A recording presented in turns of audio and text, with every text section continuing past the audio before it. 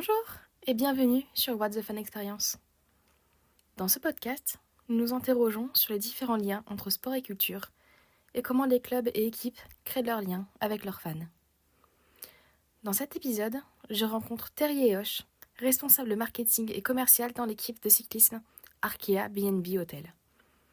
Nous avons échangé sur l'identité bretonne de l'équipe et son lien si particulier avec ses fans. Bonne écoute! Bonjour, peux-tu te présenter? Donc moi, c'est Terry Ehosh. Je suis chef de projet marketing et communication au sein de l'équipe Arkea Samsic. Euh, pour parler fan expérience, on a créé au sein de l'équipe cycliste professionnelle Arkea Samsic qui évolue aujourd'hui dans la catégorie élite du cyclisme mondial en World Tour.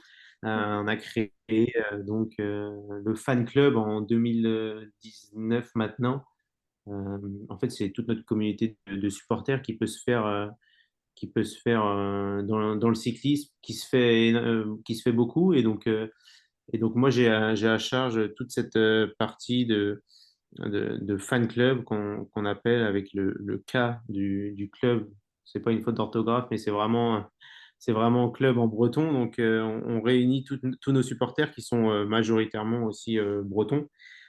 Pas que, hein, mais il y a une grande partie. Donc, on a créé cette communauté pour faire vivre notre équipe parce que certes, on a les acteurs premiers, on va dire, je sais pas si je peux dire premiers, mais les grands acteurs qui sont les partenaires hein, qui vont nous financer dans l'équipe. Mais quand je parle acteurs de l'équipe, il y a vraiment tous les supporters qui sont vraiment aussi en première ligne. Donc Mhm. on a créé ça avec mon collègue Antoine Chauvin en 2019.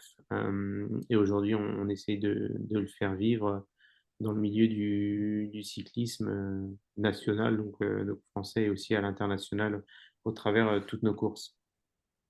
Donc du coup, ouais, tu as un peu parlé justement de tous les dispositifs différents que tu as pu mettre en place. Tu as aussi parlé de l'identité bretonne de l'équipe. Et du coup, ça, pour toi, tu essaies justement de faire transcrire cette culture dans ce que tu mets en place, dans les dispositifs que tu mets en place, que ce soit en France ou à l'étranger. Ouais, complètement, complètement. Parce que la Bretagne, c'est vraiment une terre de vélo, hein. Mhm. Il n'y a pas à dire quand on fait des courses partout, hein, et notamment le Nord, la Belgique, les gens ils sont fous de vélo. Mais en France, la Bretagne, c'est vraiment une terre de vélo. On voit quand en 2021, le Tour est passé en Bretagne. Euh, les gens ils sont comme des fous sur le bord de la route. Et franchement, il y a tout un vivier à nourrir. Et nous, on est acteurs de tout ça. Avant, il y avait deux équipes en Bretagne. Maintenant, malheureusement, il n'y en a plus qu'une. Je dis malheureusement parce que franchement, la Bretagne, c'est une terre de vélo. Et quand il y avait deux équipes, c'était exceptionnel pour eux. Aujourd'hui, il y en a plus qu'une pour toutes les raisons qu'on connaît. Donc aussi, on doit faire vivre. On est les premiers acteurs en fait maintenant du cyclisme breton. Mhm. On évolue en World Tour depuis cette année. Donc vraiment, on a ce vivier de Bretons qui sont fans de cyclisme et donc directement qui vont être fans de l'équipe Arkea Samsic, qui deviendra du coup en 2024 Arkea B&B Hotel. Ouais. Et ça, oui, on se doit de... Les gens nous apportent tellement de bonheur, d'énergie via les émotions qu'il y a dans le sport. Et nous, on se doit de prendre toute cette énergie et la partager avec eux parce qu'ils nous donnent tellement. Et franchement, c'est bête à dire, hein, c'est une phrase bête, mais sans supporters, franchement, il n'y aura pas les mêmes joies, les mêmes émotions au travers d'une course de vélo ou même dans les célébrations, que ce soit quand il y a une victoire sur n'importe quelle course. On l'a encore vu ce week-end à Plouay. Franchement, quand c'est un Breton qui gagne, ben, on voit la ferveur que ça a. Donc nous aussi, on doit impulser ça et on doit vraiment être précurseur et on le fait déjà. Et on doit toujours s'améliorer tous les ans. On est passé en World Tour cette année et on doit vraiment encore aller chercher plus loin, vraiment fidéliser nos supporters, créer quelque chose avec eux qu'on a déjà créé. Mais on doit aller encore plus loin et on doit se mettre sur un rythme, notamment comme font dans le sport collectif, hein, ça se fait énormément. Et on doit aller chercher tout ce qui se fait de mieux dans la communauté de supporters, dans la fan expérience notamment. Tu as un peu parlé des supporters donc, sur le bord des routes. Mais du coup, comment tu définirais en fait la culture du supporterisme dans le cyclisme? C'est totalement bon, inédit, c'est pas le terme, mais c'est unique en fait. Nous, on n'est pas comme le sport collectif où il y a des infrastructures fixes comme un stade et les gens se donnent rendez-vous dans un stade et il y a tout, c'est l'endroit, le lieu mythique où là tous les gens vont venir tous les week-ends ou une fois, deux fois deux, trois fois par mois, venir se rassembler. Nous, c'est vraiment un sport itinérant. Donc, c'est une manière différente de faire venir les gens. Euh, la population qui suit le vélo est hyper, ça va des plus jeunes aux moins jeunes, les plus anciens qui viennent avec leur camping-car sur le bord des routes. Franchement, on a une cible hyper large et donc ce qui fait qu'il y a beaucoup à aller chercher partout à droite à gauche. Et le supporterisme dans le vélo est totalement différent qu'ailleurs. Et c'est pour ça que nous, dans une équipe pro, on est itinérant, donc on doit aller chercher les supporters. Et on faisait aussi parfois venir nos supporters qui étaient membres du fan club. Quand on était à un hôtel, par exemple, je me souviens au Grand Prix du Morbihan, on le faisait ça, et on va le réitérer, on va le refaire parce que bah, les gens, ils viennent pour ça, ils veulent voir les coureurs. Et c'est un sport beaucoup plus accessible que le sport collectif parce que bah, les coureurs sont juste à côté, ils ont le bus, ils se changent dans le bus, donc les gens sont aux abords du bus. Donc il y a cette proximité qu'on doit nourrir et qui est hyper importante finalement dans le vélo. Et donc oui, c'est un sport populaire, c'est un peu partout pareil, mais ouais, les gens viennent, en fait, on avait fait venir les gens du fan club à l'hôtel, une certaine partie, pour rencontrer les coureurs. Et ça, par exemple, cette proximité-là n'a pas lieu ou est moins forte et moins accrue dans les autres sports.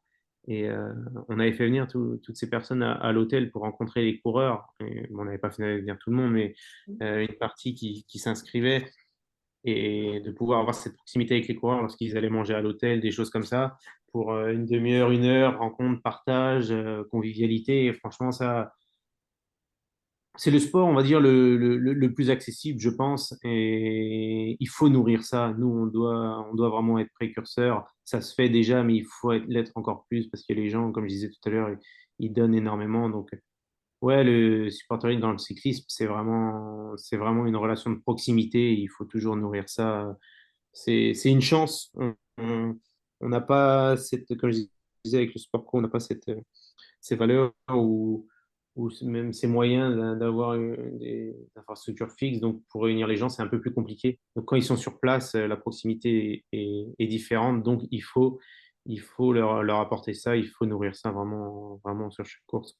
Tu as un peu développé donc du coup la relation que vous avez avec les supporters dans la team et du coup comment tu fais pour manager justement cette proximité en fin de compte avec les supporters? Mais en fait, quand on crée notamment des activations, que ce soit la journée des supporters, tout ça, à la fin de l'année, donc c'est leur moment. Et Mhm. nous, avec les coureurs, on leur explique et franchement, ils savent, ils sont habitués, hein, ils connaissent vraiment.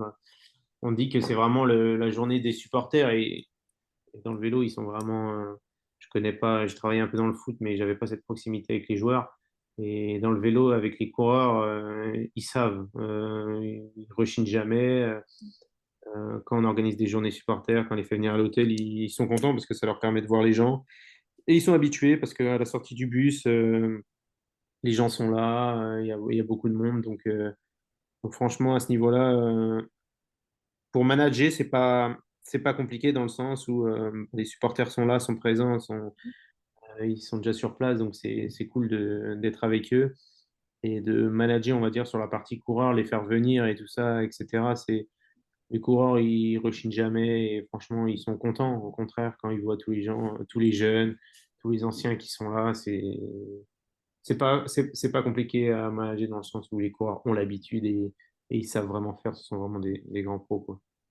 Tu peux me décrire aussi donc un peu les dispositifs de fan expérience que tu as mis en place au sein de l'équipe. Donc tu as un peu parlé du fan club, de la journée des coureurs. Tu peux développer enfin, les différents types d'activations en fin de compte que vous faites? Donc nous, en fait, on a une offre pour les supporters qui est de 20 euros depuis 2019. Et Mhm. après, on a cette offre-là. Et en fait, avec cette offre-là qui est de 20 euros depuis 2019, on n'a jamais augmenté. En fait, ils accèdent à à cette communauté restreinte, privatisée, on va dire. Et donc, dès que les fans rentrent dans le fan club, ils reçoivent leur fan pack qu'on appelle. Donc là, c'est un cadeau de bienvenue avec plusieurs goodies dedans. Les gens attendent vraiment ça tout le temps, toute l'année, et ils aiment vraiment ça. Euh, c'est la première chose en fait auquel ils adhèrent au fan club pour avoir ce pack goodies, avoir tous ces objets qu'ils peuvent mettre sur leur camping-car ou quoi que ce soit, et puis ils peuvent les montrer. Ensuite, on a tous les dispositifs. On essaye de créer un groupe privé. Donc, par exemple, sur Strava, pour ceux qui roulent, on Mhm. crée un groupe Strava privé. Et puis, de temps en temps, on essaie d'organiser des sorties avec les coureurs, avec les partenaires, vraiment créer au sein de la famille Arkea Samsic, au final, pouvoir rouler tous ensemble parce que c'est notre sport et le vélo a beaucoup de valeur et on peut rouler avec tout le monde et ça, c'est vraiment top. Ça permet de créer des liens avec tout le monde. On essaye aussi de faire venir, comme je disais, les fans aux hôtels pour créer une relation, pour pouvoir voir les coureurs de plus près, comme je disais, pendant une demi-heure, une heure, avoir cet accès privilégié. Pour parler des avantages, on a les supporters qui s'inscrivent au fan club, ils ont d'entrée de jeu une réduction sur la boutique en ligne, donc toute l'année. S'ils s'inscrivent, l'offre, comme je disais, est de 20 euros. Ils s'inscrivent, ils ont 15-20% toute l'année sur toute la boutique en ligne. Donc on a plein d'avantages de la sorte. L'année dernière, c'est pareil sur le circuit du Morbihan. On a l'habitude d'inviter nos invités, nos partenaires, etc. Et ben, on ouvre au fan club aussi, comme ça, ils pouvaient venir voir, comme une loge VIP dans un stade de foot. Ils pouvaient venir voir de manière privilégiée. Pareil, on avait demandé à ceux qui voulaient de s'inscrire parce que tout le monde ne peut pas être là ou quoi. Donc, dans la limite des places disponibles, et ben, en fait, ils s'inscrivaient et puis nous, on les recevait sur l'espace VIP à 10 mètres de la ligne d'arrivée sur le Grand Prix du Morbihan notamment. Et là, ils vivaient la course comme s'ils étaient dans une loge de foot. Donc, on essaie de créer et d'installer cette rareté, cette proximité avec les coureurs et les mettre on va pas dire dans l'aspect de luxe, mais pouvoir les mettre dans des bonnes conditions et pour qu'ils puissent être tout le temps dans les meilleures conditions auprès de nos coureurs et pour voir les courses, et parce qu'ils sont très importants pour nous. C'est vraiment des acteurs, comme je disais tout à l'heure, sans supporters et personne. Donc, on essaye de créer, d'aller chercher le plus possible les différentes activations à ce niveau-là. L'année prochaine, on a Arkea BNB Hotel, donc on était en World Tour cette année, on va encore changer de dimension. Donc, on va encore aller chercher plus loin en 2024. On va vraiment accentuer cette proximité, aller de l'avant sur la fan expérience, ouais, faire venir au maximum les gens, leur faire profiter de l'équipe, autour de l'équipe, qui vivent vraiment quelque chose d'unique et ils repartent de la journée, par exemple, en disant waouh, ils ont vu plein les yeux parce ils ont vu Warren Barguil, ils ont vu Arnaud Démare, ils ont vu des coureurs que bah, d'habitude ils voient à la télé et pour eux c'est leur idole et il faut on veut tendre vers cet aspect-là où ils puissent rentrer en immersion le plus possible dans l'équipe. Et ouais, quand on pense à fan expérience, tout ça, il faut aller chercher encore plus loin, notamment se baser sur un modèle américain, par exemple, ils sont, on va dire, 10 ans en avance sur nous. Et, euh, et ouais, chercher des nouveautés, toujours chercher de la nouveauté, aller chercher encore plus loin et trouver tous les ans d'autres offres qui vont permettre aux gens de toujours à nos côtés finalement.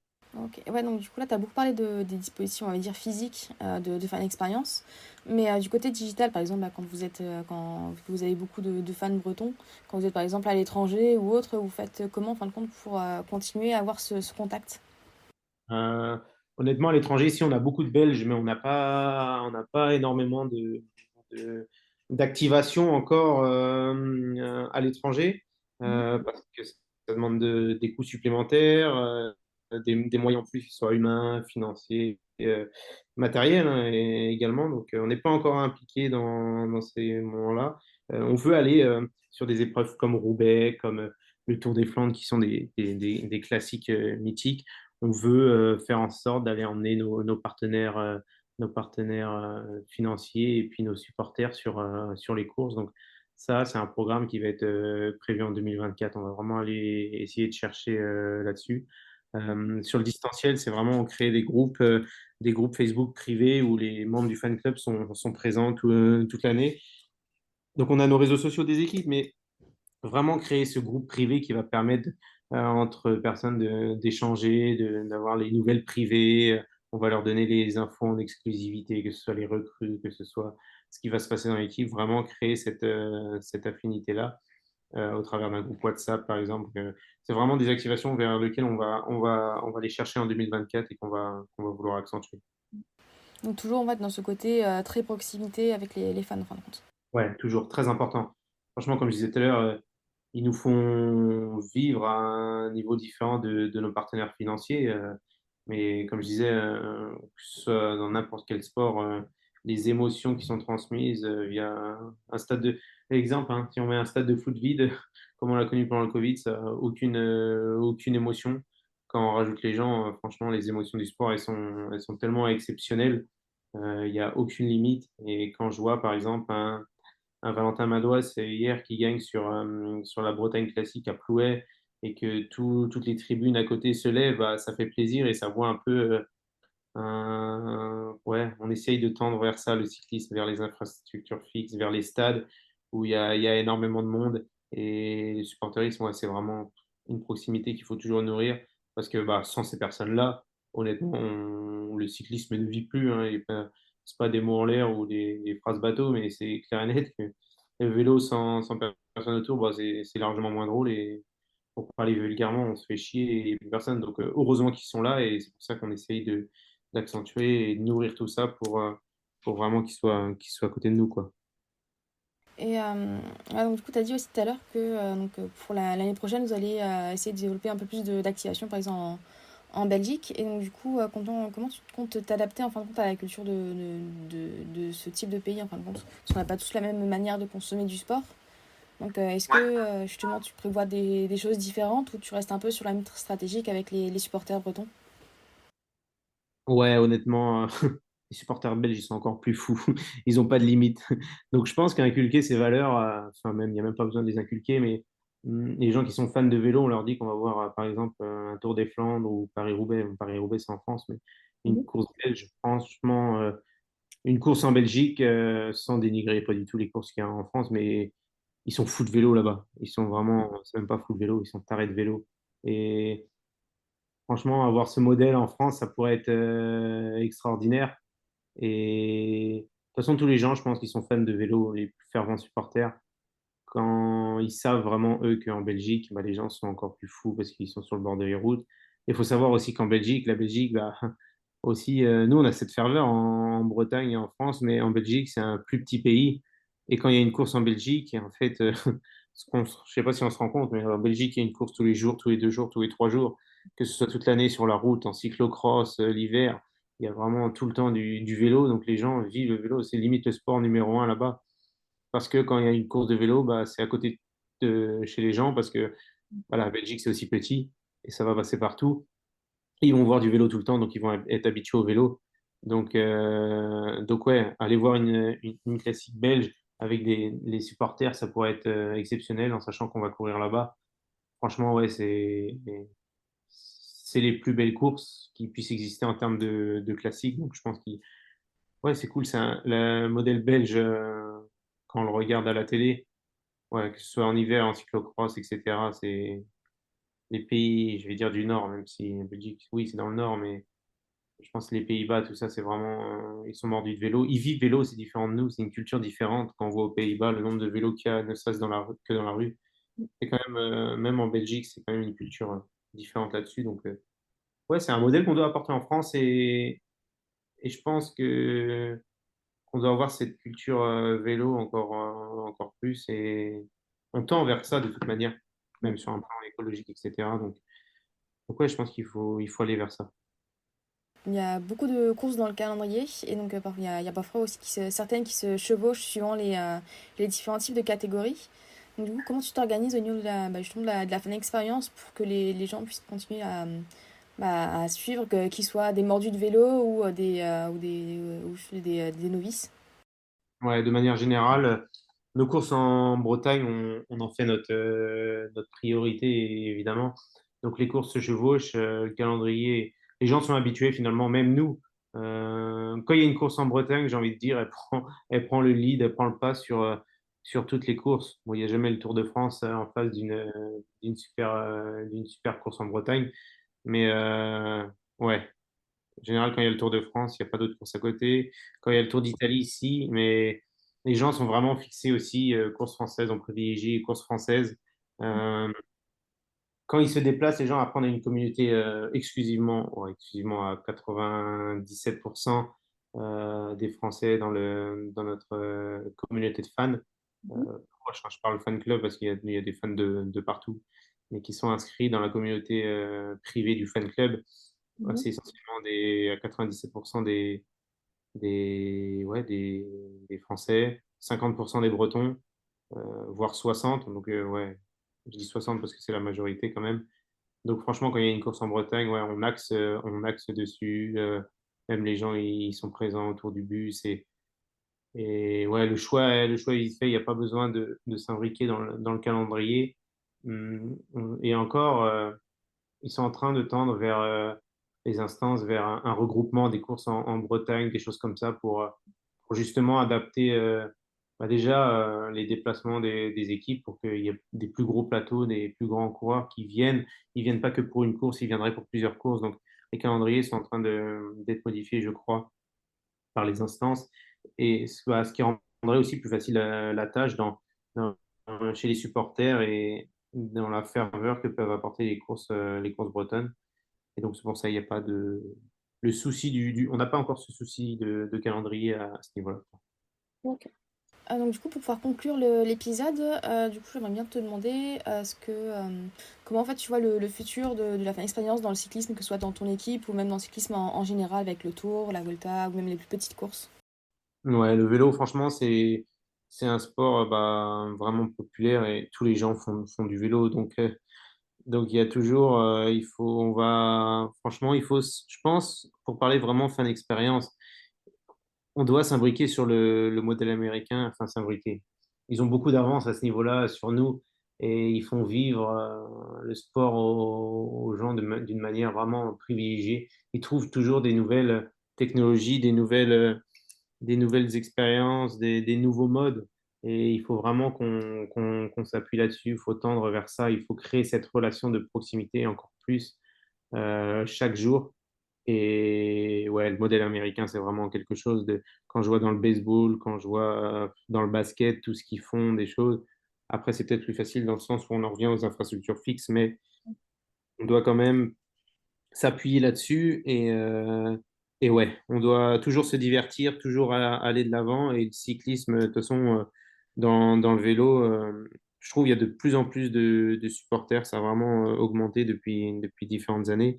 Ouais, parce qu'on fait connaître un peu plus le cyclisme, parce qu'il y a les réseaux sociaux, parce que les gens voient de plus en plus ça. Avant, on pouvait le regarder vite fait ou avoir les news dans la presse qu'il y a toujours, etc. Mais avec l'arrivée des réseaux sociaux, des nouvelles technologies, ouais, d'Internet, tout ça, ça va 3 4 5 voire 10 fois plus vite. Et on doit toujours s'adapter et on doit toujours avoir exemple sur tout ce qui se fait, sur tout ce qui se fait ailleurs. Même on voit l'intelligence artificielle qui arrive et ça, c'est énorme. Il faut essayer d'aller trouver aussi des éléments là-dessus qui font que, bah, je sais pas, proposer un protocole avec l'intelligence artificielle, les hologrammes, toutes ces choses-là pour faire vivre aux gens de manière générale qui soient pas là, mais de voir du physique, avoir les coureurs devant eux d'une autre manière ou les coureurs, pareil, voir les supporters devant eux alors qu'ils sont pas présents en physique, mais via toutes ces nouvelles technologies, que ce soit intelligence artificielle, etc., il faut vraiment appuyer là-dessus. De toute façon, c'est le monde de demain. Et, euh, et ouais, ça va renforcer, je pense, la proximité qu'il y a dans le vélo. Et nous, on doit faire encore plus à ce niveau-là, que ce soit les équipes françaises, les équipes étrangères. Ouais, le vélo, c'est un sport populaire. Tout le monde, je pense, regarde le Tour de France. Et franchement, ouais, on doit aller, on va aller encore plus loin. Et c'est vraiment la fan expérience, c'est vraiment un aspect qu'il faut développer, qui se développe, qui va très vite. Et c'est vraiment un point de. Bah ouais, les fans, dans le vélo, c'est une énorme partie, c'est une grosse partie. Le vélo, c'est un sport gratuit, faut pas oublier. Si demain j'ai envie d'aller voir une course, et ben, je vais sur le bord de la route et j'ai accès à tous ces, à tout cet aspect-là, toute la course, tous les coureurs, que dans un sport collectif, ben, on va devoir payer. Donc, ouais, c'est une proximité gratuite et il faut vraiment s'appuyer là-dessus parce que nous, on peut le faire, c'est gratuit et il faut vraiment aller chercher les supporters de plus en plus. Et ouais, je pense que dans 5, 10 ans, il y aura encore plus de monde dans le vélo, c'est clair et net, quoi. Merci beaucoup pour votre écoute. Je vous invite à me suivre sur mon compte LinkedIn Nathalie Vidal pour suivre l'actualité du podcast et mes posts. On se retrouve bientôt pour le prochain épisode. Bonne journée!